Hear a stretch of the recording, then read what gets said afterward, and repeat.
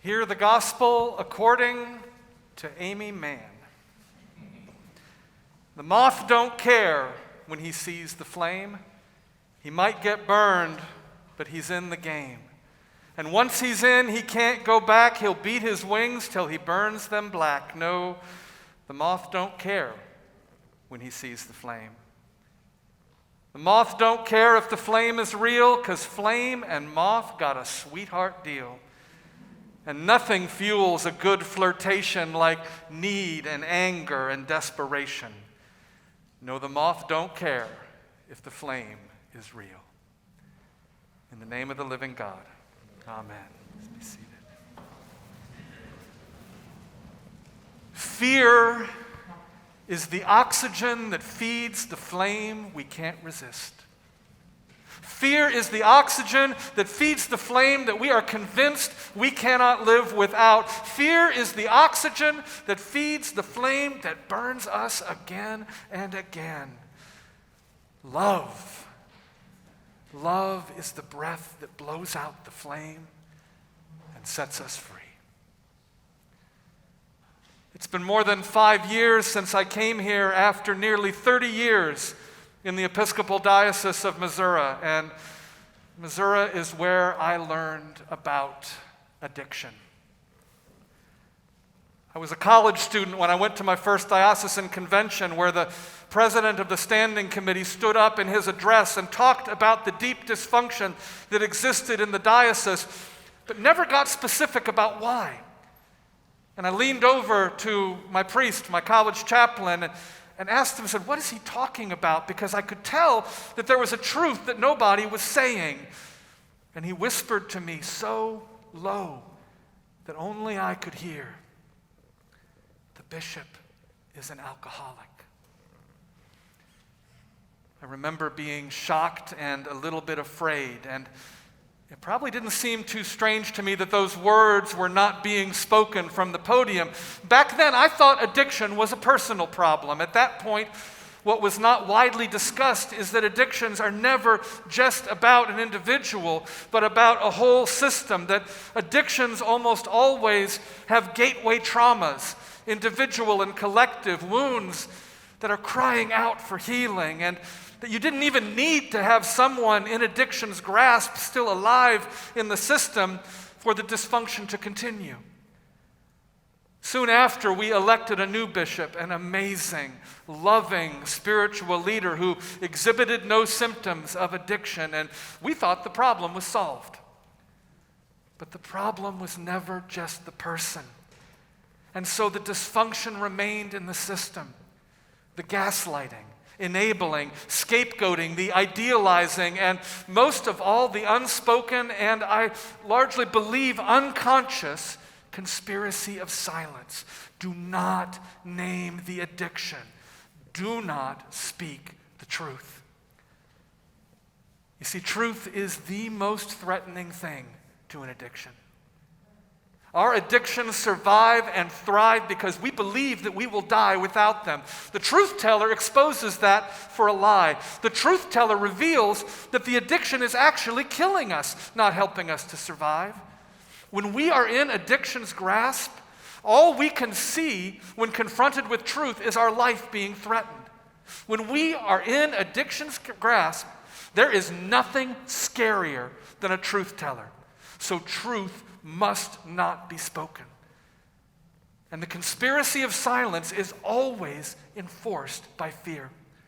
And fear is instilled by coming down on the truth teller with incredible force, silencing them and letting everybody know that should you choose to try to speak truth too, you're going to be next. I learned about addictive family systems when I went off to seminary. And yet when I came back to Missouri as a priest, I didn't say anything.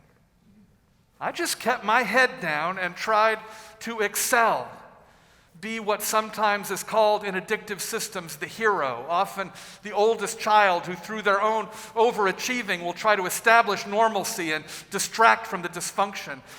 I wasn't silent out of ignorance. I was silent out of fear. And I'm not beating myself up here. Fear is the power of the addicted system. I was just playing my role. Ain't nothing but a family thing. It wasn't until I got to Christ Church Cathedral and was confronted by an alcoholic system so overt that with the help of courageous colleagues and congregational leaders, we finally felt compelled to name it, to bring in people to educate us that addiction is about systems and not just about one individual. We named the addiction. We named some of the traumas of abuse that are so often the gateways to addiction. We tried not to name these things in a shaming, accusing way, but in terms of healing and liberation, to have conversations about healthy relationships with alcohol. And it was one of the most transformational moments I had experienced. And it also provoked incredible wrath and an exodus of people from the cathedral to communities where this truth would not be spoken and the addiction would remain safely unnamed. I gotta tell you, even as I stand here, I am still trembling sharing this story. More than 5 years and 2,000 miles away, the fear is still right in here. Am I sharing a family secret? Will I get in trouble for saying this? Seriously, that's what I'm feeling right now.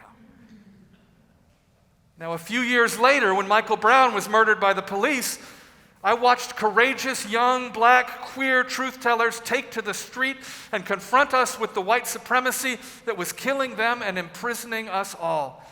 And I saw how, armed only with signs and voices, they were met with guns and batons.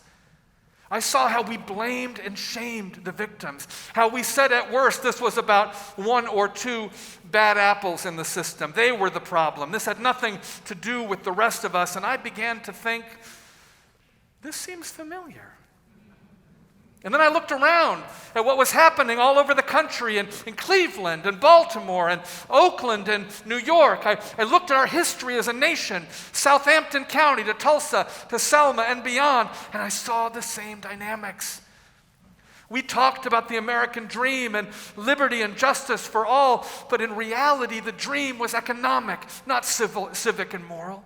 And we were addicted to whatever keeps the money flowing and the white folks like me in power.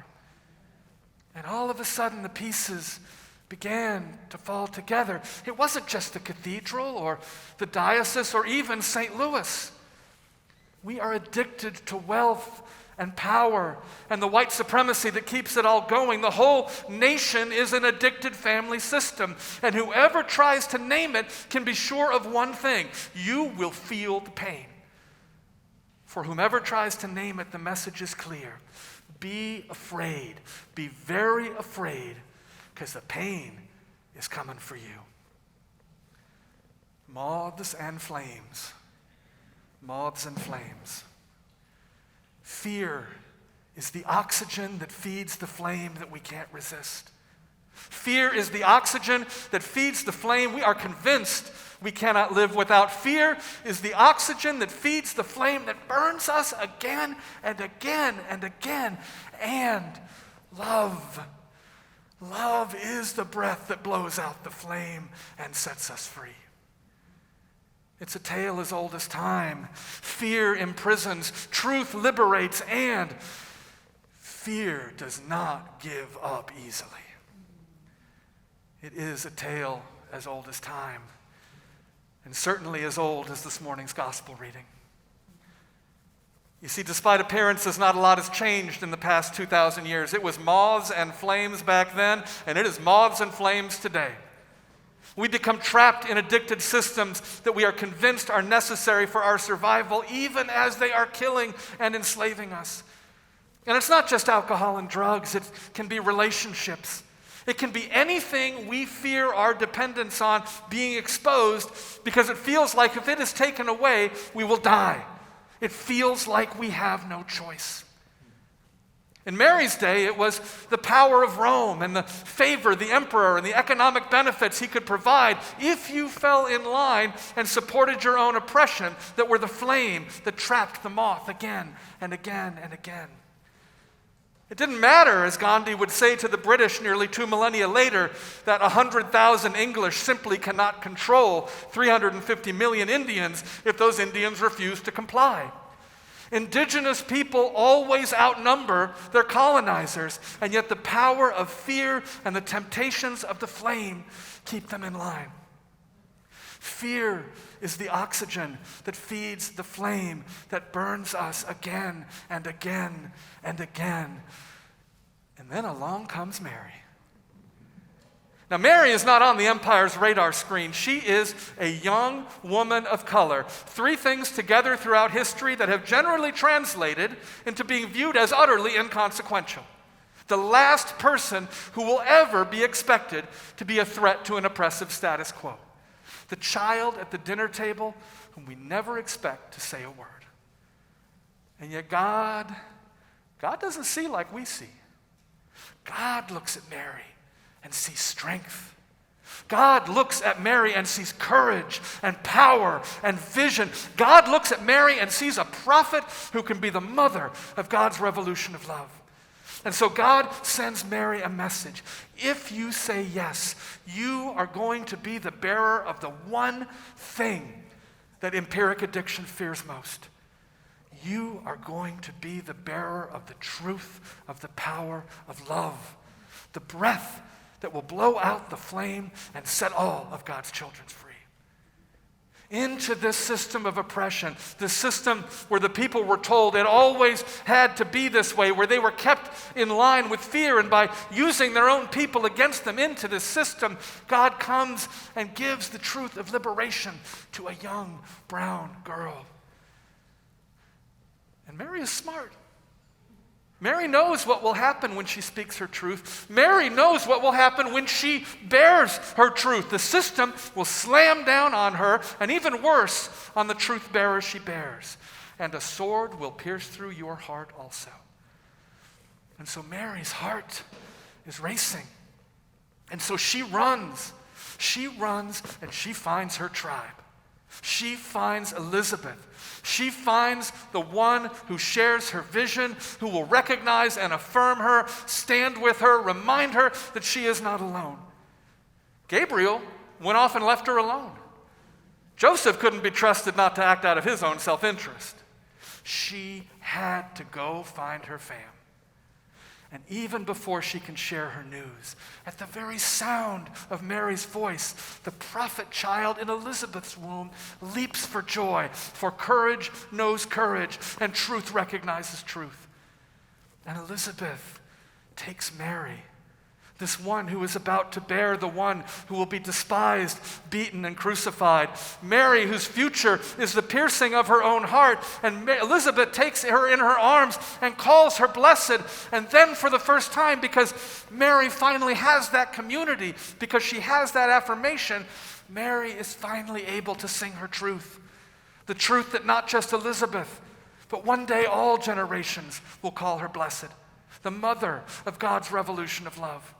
A revolution that will bring down the powerful from their thrones and lift up the lowly, that will fill the hungry from the banquet tables of the rich. A revolution that will bring about the promised beloved community of God. This morning's gospel ends in this remarkable place of hope before the backlash.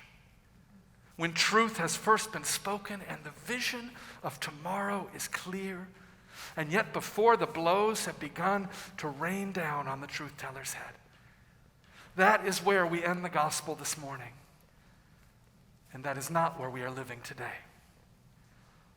We are living in the world of the backlash. These are fearful times. This pandemic that seemingly will not end but keeps surging over and over again is not only filling us with fear and taxing us past exhaustion, it is exposing the fruits of our addiction.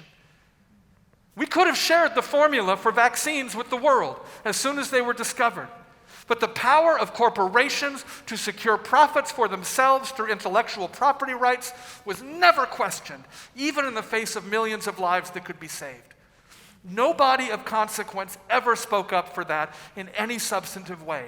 So effective have the forces of unfettered capitalism been on silencing the truth tellers of its impact. After we dared elect Barack Obama, himself not even a radical, but frankly a slightly right-of-center moderate, our addicted society sent a message that the leadership and gifts of people of color in this nation would not be tolerated. And so we got 4 years of Donald Trump and an insurrection aimed at giving him 4 or 8 or 12 years or more. And we know that was effective because the fear of him returning prevents us from speaking liberation truth even now. In the face of uprisings around the murders of George Floyd and far too many others, we have seen a backlash of attacks on voting rights and educational and economic opportunities for Black, Indigenous persons of color. In the face of the Me Too movement and courageous women and non-binary people stepping forward to tell their stories of the epidemic of sexual abuse in this nation, we have seen a backlash of attacks on women's health care and abortion rights in this country that is on the verge of returning us to back alleys, and states like our own needing to prepare to receive the flood of women, non-binary and trans persons who will need to be able to travel here to receive the medical care that should be their most basic human right. And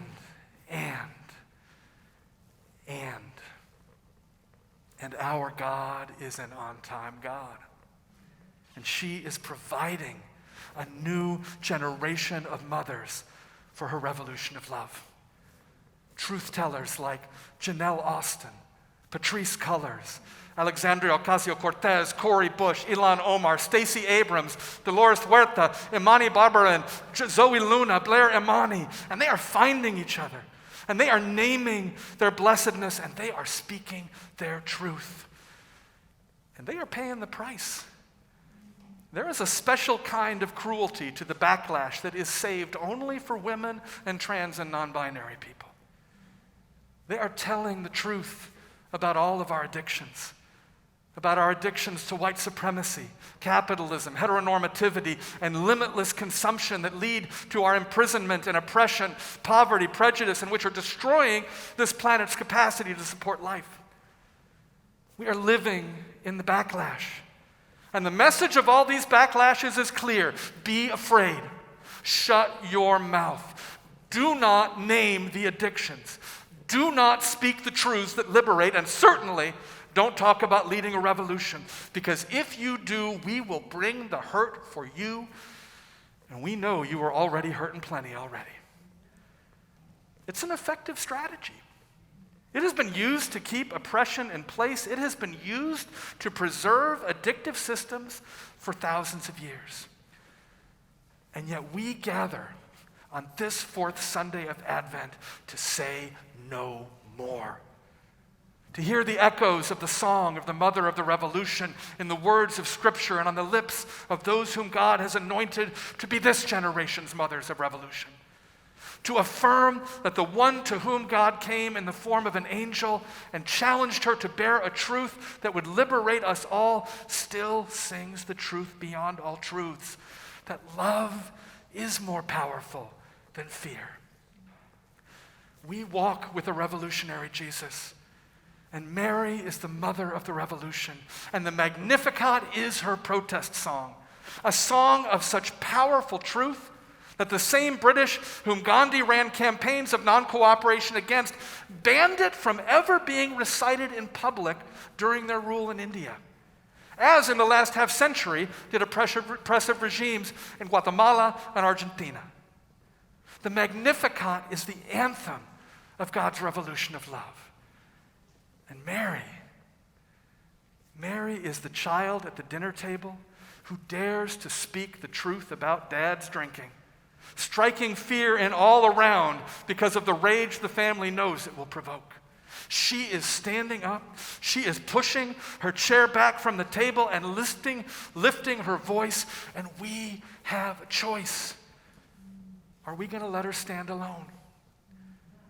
Or are we Elizabeth? Do we recognize that we've got our own prophets in us ready to be born?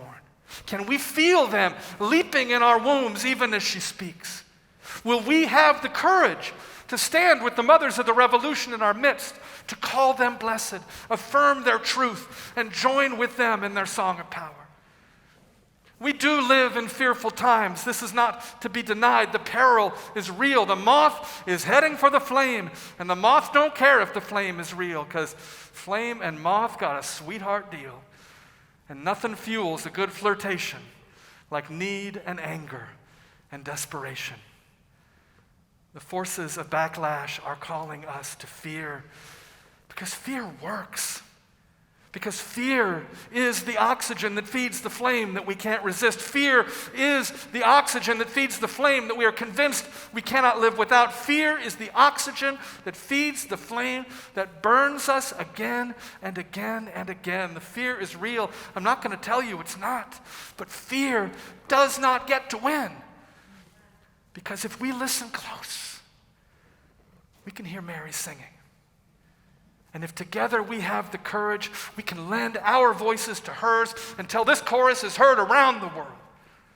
For fear may be the oxygen that feeds the flame that burns us again and again. But love is the breath that blows out that flame and sets us free. Amen.